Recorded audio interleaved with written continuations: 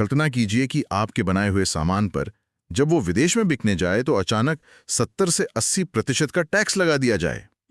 ये कोई व्यापारिक नीति नहीं है, ये तो आपके कारोबार को बाजार से सीधा सीधा बाहर फेंकने का ऐलान है। बिल्कुल। और ये कोई आज की ट्रेड वॉर की कहानी नहीं है, ये उस सोची समझी साजिश की शुरुआत थी जिसने भारत के सबसे तेज दिमाग वाले व्यापारियों में से एक बंगालियों की आर्थिक कमर तोड़कर रख दी थी। और ये समझना बहुत जरूरी है कि ये कोई अचानक लिया गया फैसला नहीं था, ना ही ये सिर्फ एक आर्थिक गिरावट थी। तो ये क्या था? ये ब्रिटिश संसद में बैठकर बाकायदा बहस करके बनाई गई एक व्यवस्थित नीति थी जिसका एक ही मकसद था। क्या? इंग्लैंड की औद्योगिक क्रांति को किसी भी कीमत पर सफल बनाना, भले ही उसके लिए भारत के सबसे मजबूत और फलते फूलते उद्योगों को पूरी तरह से तबाही क्यों न करना पड़े। तो आज हम इसी कहानी की गहराई में उतरेंगे।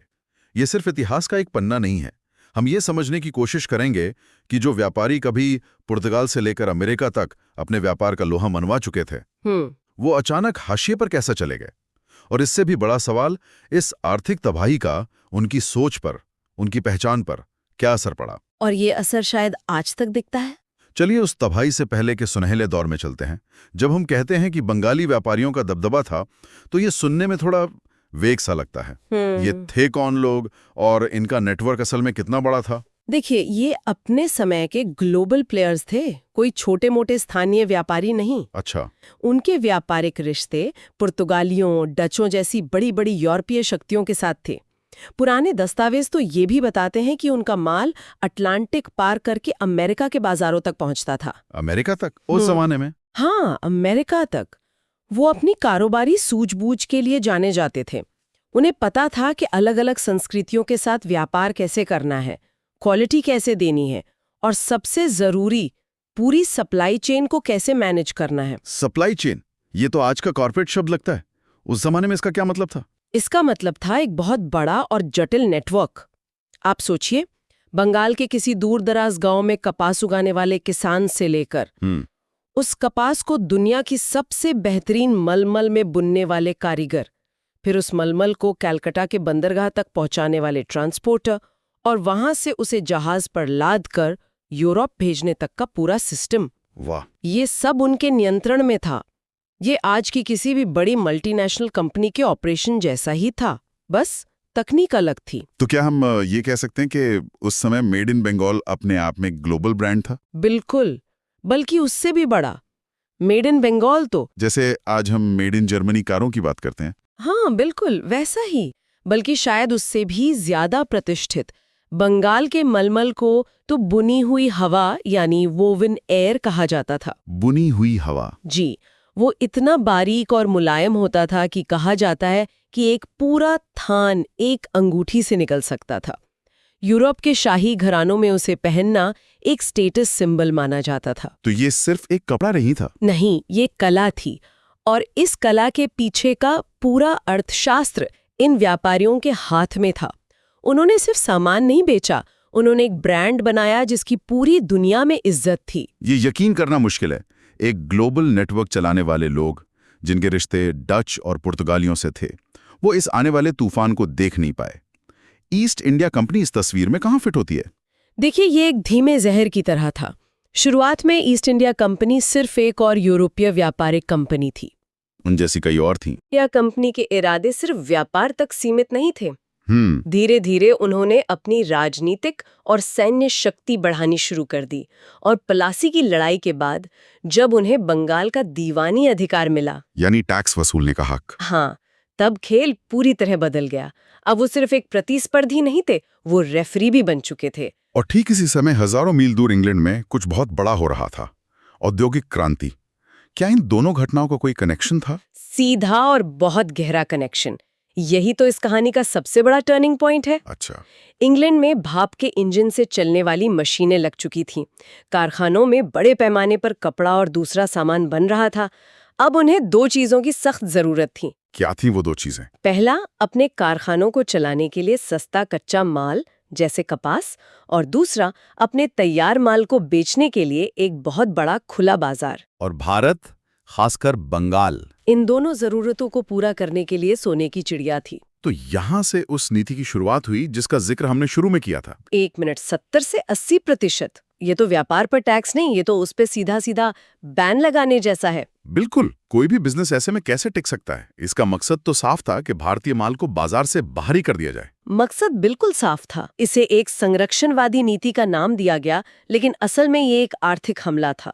ब्रिटिश संसद ने कानून पास किया जिसके तहत भारत में हाथ से बने बेहतरीन कपड़ों पर जब वो इंग्लैंड में आयात होते थे तो उन पर 70 से 80% तक का जबरदस्त इंपोर्ट टैक्स लगा दिया गया। बाप रे! नतीजा, जो मलमल कभी यूरोप के अमीरों की शान हुआ करता था वो रातों रात इतना महंगा हो गया कि उसे कोई खरीद ही नहीं सकता था। ये तो एक तरफा चोट थी, लेकिन आपने कहा था कि एक दोहरी मार थी। दूसरा हमला क्या था? दूसरा हमला इससे भी ज्यादा घातक था और वो भारत की जमीन पर हुआ। अच्छा। एक तरफ तो उन्होंने अपने देश में भारतीय माल का रास्ता बंद कर दिया, हाँ। और दूसरी तरफ भारत में अपने ब्रिटिश माल को टैक्स में भारी छूट देकर और बाद में तो लगभग टैक्स फ्री करके पूरे बाजार में भर दिया। तो मतलब एक बंगाली बुनकर जो हाथ से कपड़ा बना रहा है उसकी लागत ज्यादा है। बिल्कुल। और दूसरी तरफ मैनचेस्टर की मिल से आया मशीन का बना सस्ता कपड़ा है जिसपे कोई टैक्स भी नहीं है। तो बंगाली व्यापारी अब ना तो अपना माल बाहर बेच पा रहे थे और ना ही अपने ही देश में मुकाबला कर पा रहे थे। ये एक आर्थिक युद्ध था जिसे उन्होंने ताकत और कानूनों के दम पर जीता। ये सुनकर ही उस दौर की लाचारी का अंदाजा लगाया जा सकता है। अपनी ही जमीन पर अपना ही बनाया हुआ सामान आप बेच नहीं सकते। ऐसे अंधेरे दौर में तो उम्मीद की कोई किरण भी नजर नहीं आती होगी। क्या किसी ने इस सिस्टम को चुनौती देने की हिम्मत की? और ये इस कहानी का सबसे प्रेरणादायक हिस्सा है। जब चारों तरफ निराशा थी और सब मान चुके थे कि अब व्यापार करना नामुमकिन है, तब प्रफुल्ल चंद्र रे जैसे लोग भी थे। प्रफुल्ल चंद्र रे वो एक वैज्ञानिक थे, एक केमिस्ट, लेकिन उनमें एक कारोबारी की आत्मा थी। उन्होंने Bengal chemical and pharmaceutical works की स्थापना की। ये सिर्फ एक कंपनी नहीं थी, ये एक ऐलान था। हाँ, ये उस गुलामी के दौर में आत्मनिर्भरता और बंगाली उद्यमशीलता का एक जीता जागता ऐलान था। बंगाल केमिकल्स, इसका नाम तो आज भी कई लोग जानते हैं, लेकिन उस समय जब पूरा सिस्टम आपके खिलाफ हो, एक कंपनी खड़ी करना, उन्होंने ऐसा क्या खास किया जो उस दौर के लिए एक बड़ी चुनौती बन गई? उन्होंने वो किया जो अंग्रेज कभी नहीं चाहते थे कि कोई भारतीय करे। उन्होंने विज्ञान और भारतीय संसाधनों को मिला दिया। कैसे? उन्होंने भारतीय जड़ी बूटियों पर रिसर्च की और आधुनिक वैज्ञानिक तरीकों से दवाइयाँ और दूसरे केमिकल उत्पाद बनाने शुरू किए। उनका एक प्रोडक्ट तो बहुत मशहूर हुआ, एक एंटीसेप्टिक क्रीम। Antiseptic cream? हाँ, और ये सीधे तौर पर ब्रिटिश फार्मा कंपनियों के एकाधिकार को खुली चुनौती थी, जो उस समय पूरे भारतीय बाजार पर कब्जा करके बैठी थी और अपना माल महंगे दामों पर बेचती थी। बिल्कुल। मतलब एक भारतीय कंपनी भारतीय दिमाग और भारतीय संसाधनों का इस्तेमाल करके एक ऐसा प्रोडक्ट बना रही थी जो ब्रिटिश कंपनियों के प्रोडक्ट को टक्कर दे रहा था। हाँ, वो भी उन्हीं के राज में। हाँ, ये बहुत बड़ी बात थी। ये सिर्फ एक क्रीम की बात नहीं थी, ये एक संदेश था। क्या संदेश? प्रफुल्ल चंद्र रे ये साबित कर रहे थे कि अगर मौका मिले तो भारतीय किसी भी क्षेत्र में पीछे नहीं है। वो कह रहे थे कि हम सिर्फ क्लर्क और मजदूर बनने के लिए नहीं है, हम निर्माता भी हैं, हम इनोवेटर भी हैं। लेकिन समस्या यही थी कि उन्हें मौका देने के बजाय उन्हें दबाने के लिए पूरा सिस्टम काम कर रहा था। उनकी सफलता एक शानदार अपवाद थी, लेकिन वो नियम नहीं बन सकी। उन्होंने एक चिंगारी जरूर जलाई, लेकिन उस वक्त की आंधी उसे एक बड़ी आग बनने से रोक रही थी। तो इन सब का आखिर मतलब क्या निकला? एक तरफ ब्रिटिश नीतियां व्यापार को खत्म कर रही थीं, दूसरी तरफ प्रफुल्ल चंद्र रे जैसे लोग उम्मीद जगा रहे थे। लेकिन लंबे समय में इस पूरे घटनाक्रम का बंगाली समाज की सोच पर, उनकी मानसिकता पर क्या असर पड़ा? और यही इस कहानी का सबसे गहरा और स्थायी प्रभाव है, जिसका असर शायद आज तक महसूस किया जा सकता है। कैसे? ये सिर्फ एक आर्थिक बदलाव नहीं था, ये एक सांस्कृतिक और मानसिक बदलाव था। अंग्रेजों ने बहुत चालाकी से एक ऐसी शिक्षा और प्रशासनिक व्यवस्था बनाई जिसने डेस्क जॉब को सम्मान, शक्ति और सुरक्षा का प्रतीक बना दिया। लेकिन क्या ये सिर्फ अंग्रेजों की बनाई हुई एक व्यवस्था थी, या फिर दशकों की आर्थिक तबाही झेलने के बाद लोगों ने खुद ही सुरक्षा को जोखिम से ज्यादा तरजीह देना शुरू कर दिया था? आपका सवाल बिल्कुल सही जगह पर चोट करता है। ये दोनों बातें एक साथ हुईं। अच्छा। अंग्रेजों ने सिस्टम बनाया और पीढ़ियों के संघर्ष ने उस सिस्टम को आकर्षक बना दिया।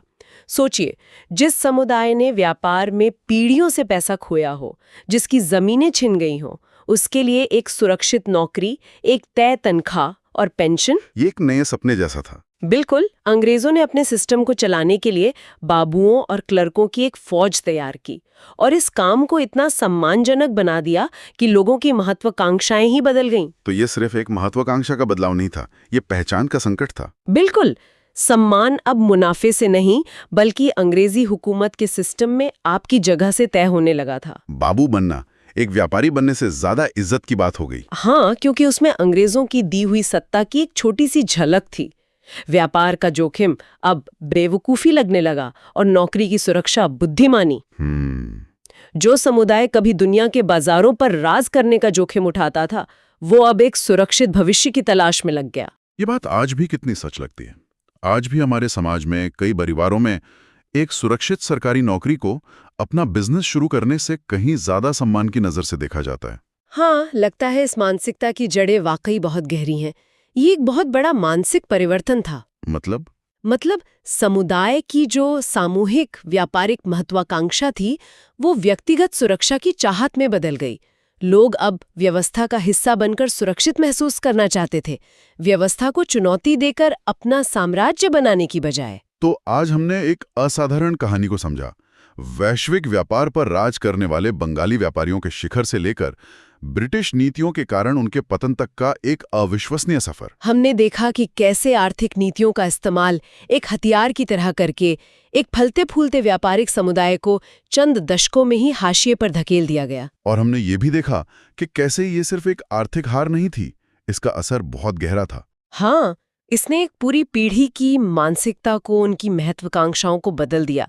इसने उद्यमशीलता की आग को बुझाकर नौकरी की सुरक्षा की ओर मोड़ दिया और उस बदलाव की गूंज आज भी हमारे समाज में सुनाई देती है।